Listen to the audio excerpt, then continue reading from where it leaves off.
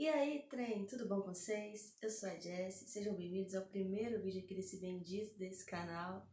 E hoje eu resolvi contar pra vocês a história da Madeleine McCann, o desaparecimento dela. Se não me engano, é o desaparecimento infantil assim, mais conhecido mundialmente. E nesse ano de 2020, após 13 anos do desaparecimento dela, teve uma atualização. Então por isso que eu resolvi começar contando aqui pra vocês esse caso. E se você caiu aqui de paraquedas ou por um acaso, já se inscreve aqui no canal, né? Nunca te pedi nada. Isso é verdade, que eu nem te conheço, então nunca te pedi nada. Já deixa o like também, chucha o dedo no like e bora pro caso.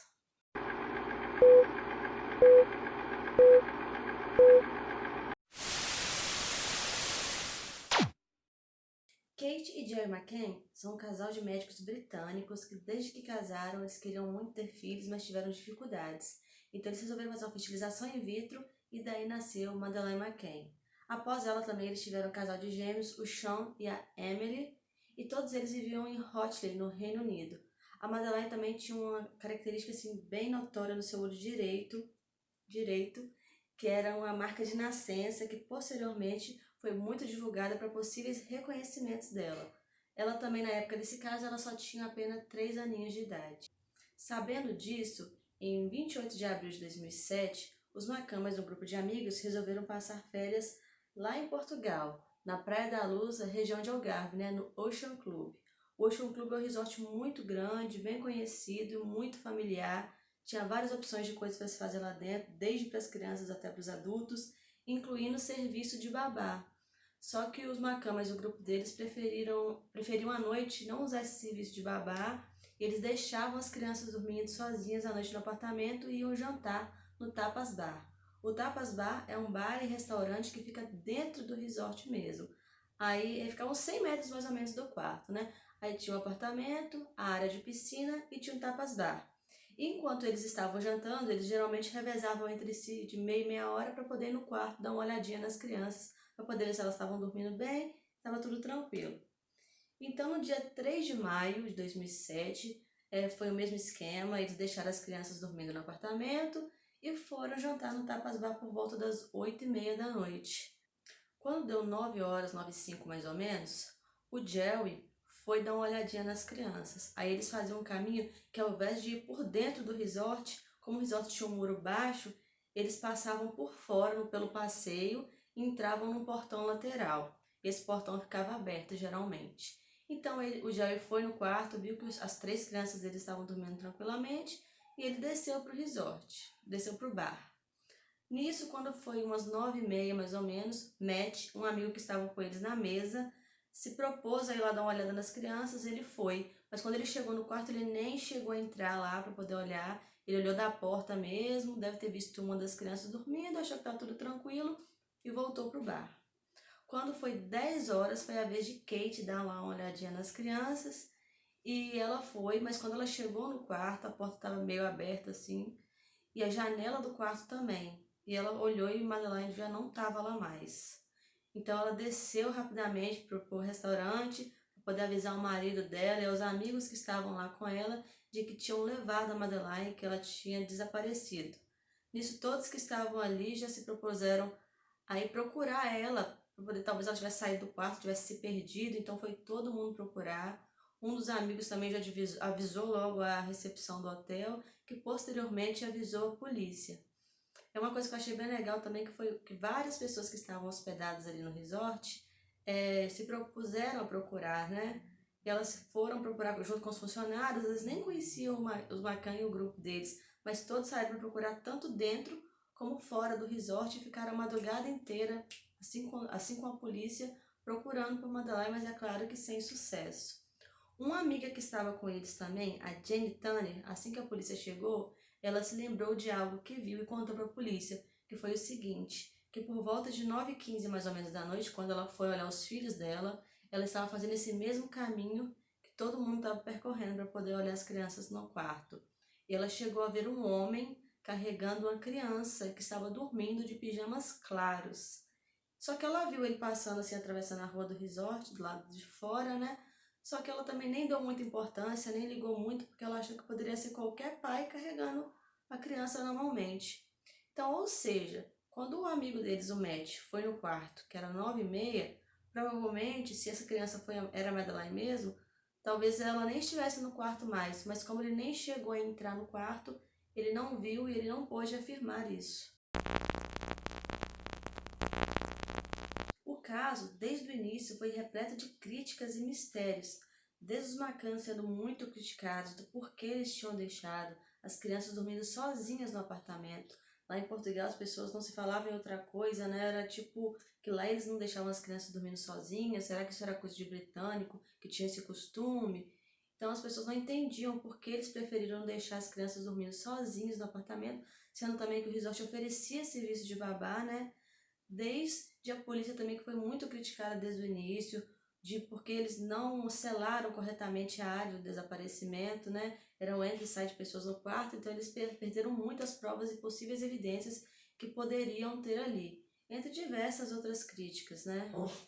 Os McCann logo resolveram também chamar a mídia, poder fazer suas súplicas, né, em rede nacional, e o caso rapidamente virou assim muito conhecido. Era muitos jornalistas de vários lugares do mundo querendo ir lá cobrir esse desaparecimento, porque ninguém entendia o que tinha acontecido, e logo ficou conhecido internacionalmente o caso. Alguns dias depois também, a polícia chegou a dar o seu primeiro retrato falado, que era desse homem que a amiga Jane disse ter visto atravessando a rua. Só que, gente, o primeiro retrato falado era tipo... Eu nem consigo acreditar que eles colocaram aquilo num jornal, numa revista. Vou deixar a imagem aqui para vocês poderem ver e vocês dão a sua opinião. É ridículo, né? Ai, ai. Mas logo, posteriormente, foi feito outro retrato falado, assim, bem melhor, mas também não resolveu muita coisa, porque até então nada tinha sido encontrado. Então os dias foram se passando, até então não tinha ninguém, não tinha um suspeito, até apareceu o primeiro suspeito do caso, que foi o Robert Murat. Robert Murat era um homem britânico, mas que vivia, já morava algum tempo ali na Praia da Luz, bem pertinho de onde era o Resort Ocean Club, de onde é o Resort Ocean Club, né? E desde quando ele soube do caso e tudo, ele se propôs a trabalhar com a polícia como tradutor. Então ele estava sempre por dentro dos assuntos, tanto da polícia quanto da família, estava sempre ali disposto a ajudar. Foi quando ele chamou a atenção de uma jornalista, a Lori Campbell, do Sunday Mirror, porque ela lembrou de um caso assim meio que parecido que tinha acontecido no Reino Unido, que era o assassinato de 2 crianças. E tinha o zelador da escola dessas meninas, e ele estava sempre ali ajudando a polícia, sempre bem encarado e tal. E no final das contas a polícia descobriu que esse homem tinha matado as meninas, as crianças. Então isso, ela lembrou desse caso e ela resolveu denunciar o Robert para a polícia investigar ele melhor. E foi isso que a polícia fez, ele parou de trabalhar com a polícia imediatamente e virou suspeito, né? E a polícia começou a investigar ele assim duramente, tanto a casa dele, quanto computadores, como pessoas relacionadas a ele, e até então a polícia acreditava que ele estivesse envolvido em uma possível rede de pedofilia internacional e teria sequestrado para isso. Mas durante a investigação nada foi encontrado e ele deixou de ser um suspeito. Inclusive na série da Netflix, o Robert fala lá sobre todo esse caso, como que para ele foi ruim por diversos anos, como isso afetou ele por diversos anos, porque querendo ou não, né, a cara dele estava estampada em todos os jornais, na televisão, e as pessoas ficavam achando que ele era um pedófilo, que ele era um sequestrador, e para ele, assim, afetou muito a vida dele durante vários e vários anos. Foram se passando os dias, mais ou menos uns 100 dias depois do desaparecimento da Madeline, a polícia chegou a dizer que acreditava que ela pudesse estar morta. Até nesse ponto, então, a polícia britânica também já estava envolvida nessa investigação, para poder também querer saber, né, da onde que estava. Aliás, ela era uma criança britânica, os pais eram britânicos, só estavam ali em Portugal passando férias. Até que no mês de setembro esse caso teve uma reviravolta e os suspeitos viraram o Joe e a Kate. Isso, os pais da Madeline. A polícia começou a acreditar bem mais nessa hipótese após as investigações que estavam fazendo, contando com cães farejadores que alertaram requisitos de sangue tanto no apartamento como no porta-malas de um carro que os McCann tinham alugado 25 dias depois do desaparecimento da Maddie. Então eles acreditavam o seguinte, que como a Kate era também formada em anestesista, ela sedava os filhos para que eles pudessem ficar dormindo tranquilamente no quarto e eles pudessem sair e se divertir à noite sem ter problema nenhum. Só que nessa noite eles teriam errado a dose e teriam dado mais calmante do que o normal para a Mad e ela teria morrido. Então, com a ajuda desses amigos deles que estavam com eles nessa viagem, eles teriam escondido o corpo dela em algum freezer e assim que a poeira baixasse, eles tinham pegado ela, colocado no porta-malas do carro e dado um fim ao corpo dela definitivamente e ficaram fazendo esse teatro na televisão mundial para poder não parecer que tinham sido eles. O chefe inspetor Gonçalo Amaral, ele acreditava assim veementemente nessa hipótese, porque ele conta que no dia que eles chegaram lá no apartamento, no dia que a Média desapareceu, os gêmeos estavam lá dormindo, apesar de mais de 20 pessoas ficarem entrando e saindo dentro do quarto, eles não acordaram, eles foram trocados de quarto depois também, eles não acordaram, dormiram direto, nem sei quantas horas seguidas, então para ele, aquelas crianças estavam sim sedadas. Com tantas críticas que os Macan estavam sofrendo lá em Portugal, tanto da imprensa quanto da polícia, assim como do público também, eles resolveram voltar para o Reino Unido e continuar lá, de lá mesmo, esperar nessas investigações da polícia para poder saber o que tinha acontecido com ela, porque eles falavam que eles não eram culpados de nada disso. Só que uma coisa eu achei até engraçada também. Eles, por lei, eles não poderiam comentar nada sobre o caso, então eles não poderiam nem se defender a público, porque perante a justiça portuguesa, isso seria um crime se eles comentassem qualquer coisa sobre o caso. Só que toda hora os jornais, as revistas sabiam de coisas, informações de dentro da polícia. Então era muito provável que tinha alguém de dentro da polícia vazando essas informações para os jornais, o que para os Macan foi terrível, porque eles viraram os monstros perante a visão da população, né, de Portugal. O Gonçalo Amaral também, o chefe inspetor, ele chegou a ofender a polícia britânica, o que fez com que ele fosse demitido e substituído.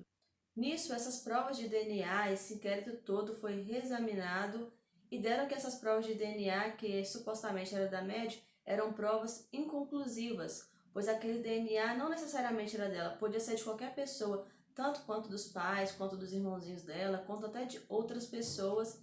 E então esse caso foi fechado e tanto os Macan como os Robert Murat foram todos livres de serem suspeitos de qualquer coisa que tenha acontecido com a Mad. Também, depois de ser demitido do cargo de inspetor, né, o Gonçalo Amaral, ele resolveu escrever um livro que se chama até Mad, a Verdade da Mentira, onde nesse livro ele conta tudo sobre o caso, tudo que ele investigou e de porquê que ele achava, ele acreditava isso até hoje, que os culpados são os pais sim, e não foi rapto nenhum, não tem nada de sequestrador, e quem matou a Mad foram os pais. Os Macan chegaram a processar o Gonçalo Amaral, ele chegou a perder, tendo que pagar uma indenização para os pais, e o livro dele também foi proibido de ser comercializado. Porém, algum tempo depois, a justiça mesmo o inocentou. O caso ficou fechado assim por diversos anos, até que em 2011 os Macan pediram ajuda para o ex-primeiro-ministro britânico para poder reabrir esse caso. Então a polícia britânica reabriu o caso e a polícia de Portugal também reabriu. Assim, durante esse tempo apareceu diversos suspeitos, mais de 40, só que no final das contas a polícia não tinha nada. Chegaram até a contratar também os detetives particulares para poder tentar achar alguma coisa. Eles entraram até em deep web de pedofilia e tal, para poder ver se achavam qualquer coisa sobre ela, só que eles não encontravam nada, não tinha nenhum resquício de onde ela poderia estar. Durante esses anos também, várias imagens de crianças parecidas com ela rolaram na mídia, rolaram com a polícia, só que quando eles iam investigar também não era ela, ninguém sabia onde Madeleine tinha parado. Bastante dessas coisas que eu estou contando para vocês aqui também, eu tirei tudo assim de uma minissérie que tem na Netflix, que é o Desaparecimento da Madeleine, e eu achei tipo assim muito bacana, muitas informações, várias pessoas que participaram do caso, eles falam nesse documentário, é uma minissérie, né? Se vocês tiverem interesse, tem lá na Netflix. Então agora em 2020, 13 anos depois do desaparecimento, surgiu um novo suspeito que eu vou contar para vocês agora.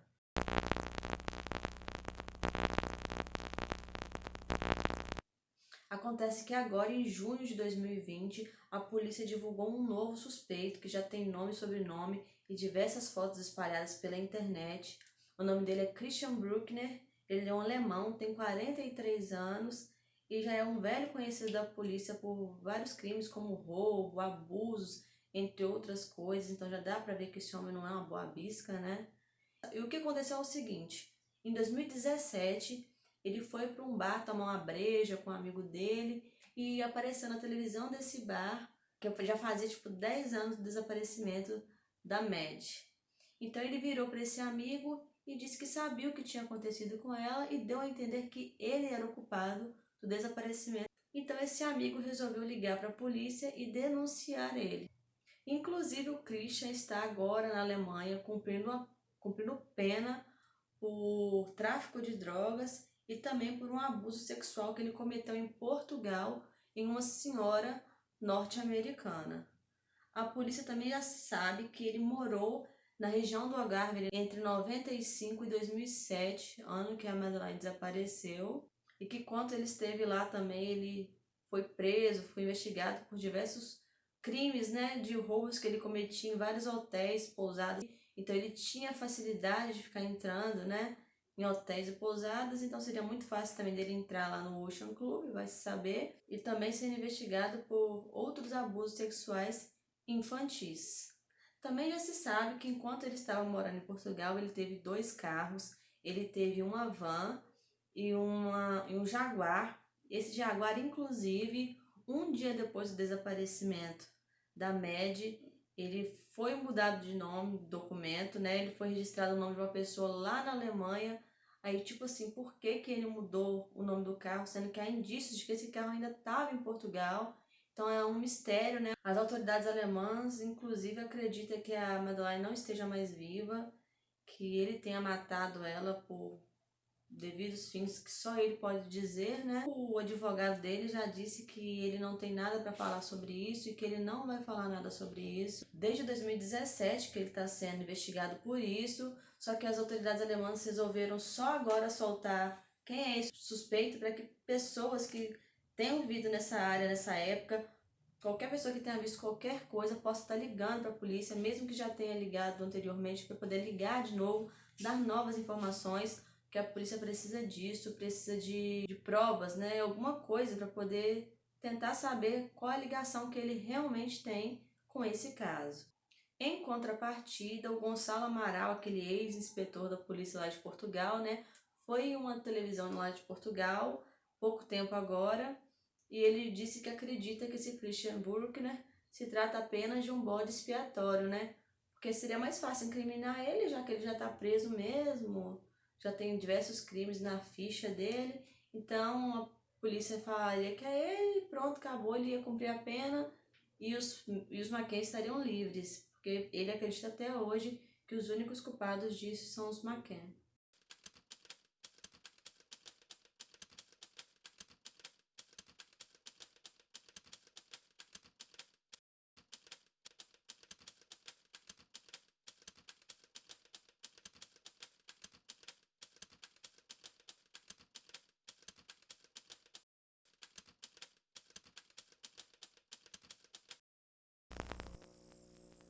Então é isso, galera. Esse foi o caso de hoje. Eu espero que vocês tenham gostado. Espero que não só as pessoas da minha família tenham visto, né? Que pessoas diferentes tenham visto também. Deixe aqui nos comentários o que vocês acharam e temas para próximos casos, futuros casos que eu possa trazer para vocês também futuramente. Então é só isso mesmo por hoje. Beijinhos e tchau, tchau.